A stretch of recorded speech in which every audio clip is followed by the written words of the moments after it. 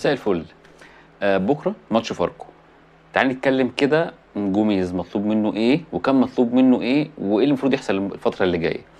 طيب دلوقتي جوميز كان شرط عشان يجدد عقده لازم كان يكسب كونفدراليه ويتاهل الموسم اللي بعديه للبطولات الافريقيه، فده تم خلاص. الموضوع ان هو كسب كونفدراليه خلاص، اتاهل اتحاد الكوره بعد رسمي الفرق المشاركه في البطولات الافريقيه، والزمالك هيلعب كونفدراليه السنه الجايه.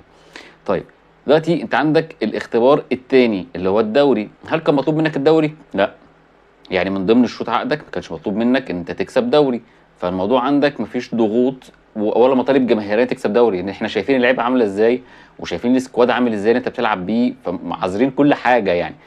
فما ينفعش ان انت تركز على 14 15 لعيب هم بيلعبوا كل ماتش، هم اللي بتهلكوا، هم بتقعد تجيب اليمين شمال والنص يمين وفوق تحت وتحت فوق وايه والدنيا بزراميطه. لازم نشوف لعيبه تانية. اكيد اكيد اكيد قطاع الناشئين عندنا باللعيبه الاحتياطي اللي احنا جايبينها اللي ما لعبتش، سواء مهاب ياسر سواء محمد عاطف اي لعيبه تانية احنا جبناها وما لعبتش، مفيش اسوأ من مصطفى شلبي ونضاي. يعني لو في اسوأ من كده يقولوا لنا، لكن هو مفيش اسوأ من كده. خلاص انت بتتكلم، انت جبت اللي تحت، خلاص انت جبت الناهيه. اي لعيب يلعب هيبقى احسن منهم. طلع من الناشئين ناصر منسي، طلع من الناشئين، طلع لك كده اتنين عيال شباب كده صغيرين كده، اديهم فرصه كده وجربهم، يمكن تلضم معاك واحد يبقى كويس، بدل ما تروح بره تشتري ولا ترجع ناس من المعارين وتقعد تجرب تاني وتقعد تطلع اعارات وتروح وتيجي. ما تطلع من عندك. انت مش مطلوب منك تكسب دوري، خلاص الدوري كده كده انت ما عندكش سكواد ولا عندك تيم يقدر يديك نتائج ثابته فترات طويله. يعني ما يقدرش يديك مكاسب 10 ماتشات ورا بعض 7 ماتشات ورا بعض، مفيش الحاجات دي. احنا ما عندناش حد يقدر يديك بالسبع 8 ماتشات مكاسب ورا بعض. اخرك ماتشين وتقع واحد، ثلاثه تقع واحد، مش هتكمل. فانت ليه ما تبصش لقدام؟ ليه ما تبصش ان انت تفلتر بقى فرقتك؟ ليه ما تبصش ان انت تطلع من الناشئين؟ ليه ما تبصش ان انت تكون فرقه السنه الجايه تبقى من عندك انت؟ لو قيد توقف، ما انت قيد ممكن توقف في اي وقت، ما هو كده قيد موقوف بسبب خالد بوطيب. فالموضوع لازم يبقى فيه قعده او ترتيب للي بعد كده ايه اللي هيحصل. لكن نفضل قاعدين زي ما احنا كده بابراهيم نضاي ومصطفى شلبي والناس التعبانه دي كلها، مش هينفع يا جدعان. فلازم من ماتش بكره نشوف لعيبه جديده وجوه جديده، ما نركزش على 15 16 لعيب بتوع كل مره. شكرا. مساء الفل. ماتش هادي خالص خلص النهارده، الزمالك وفاركو. في رقمين قياسيين النهارده في الماتش. اول رقم هو رقم عبد الله السعيد، جاب جول رقم 126، فاضل له جون او اتنين تقريبا ويوصل رقم 3 في هدافي مصر في الدوري الممتاز. ده رقم كبير جدا لعبد الله السعيد.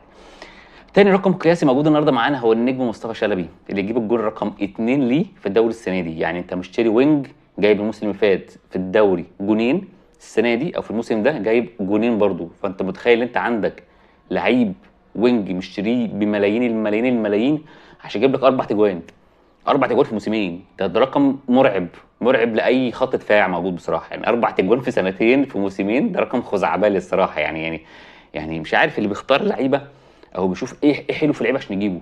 اذا كان هو او لعيبه تانية كتير، انت بتشوف ايه فيه يناسبك عشان تجيبه. انت مش جايب حاجه، انت جايب لعيب مش عامل لك حاجه خالص، انت جايب لعيب فاضي. خلاص نتكلم عن الماتش. اللعيب الوحيد اللي بيتحكم في اداء الزمالك حلو، الزمالك حلو وحش، الزمالك وحش، هو عبد الله السعيد. عبد الله السعيد بيلعب 10 ومش مستواه، بتلاقي الزمالك كله وقع.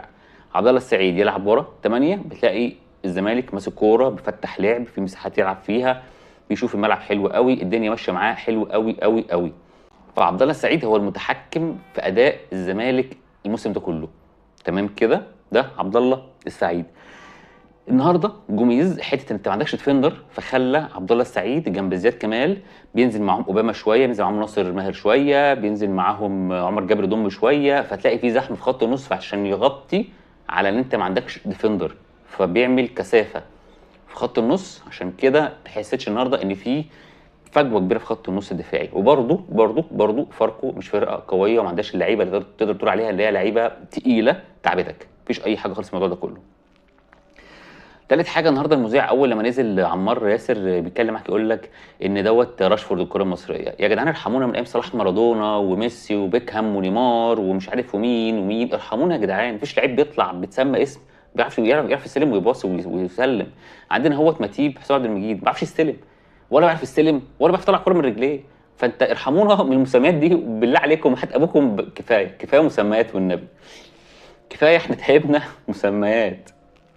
النهارده جوميز بيديك رساله جامده قوي واضحه قوي، ان ينزل محمد السيد، بينزل عمار ياسر، بينزل متيابه، ومقعد بره سيف جعفر ومحمد عاطف. فكده الرساله وضحت ان هو مش مقتنع بالاثنين دول ومش هيلاعبهم، واخر الموسم هيمشوا سواء بقى اعاره او بيع، هو مش مقتنع بيهم وهيمشوا.